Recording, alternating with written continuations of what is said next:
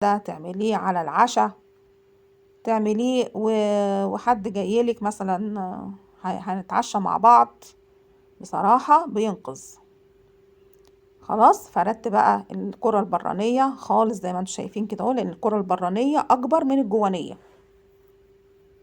خلاص وابتديت بقى ان انا طبعا كل ما بفرد بحط لها سمن، بحط لها زبدة وزيت كده عشان تبقى الطبقات مورقة، وهحط باقي الحشوة جواها، الطبقة اللي هي فيها الفطير محشية جواها.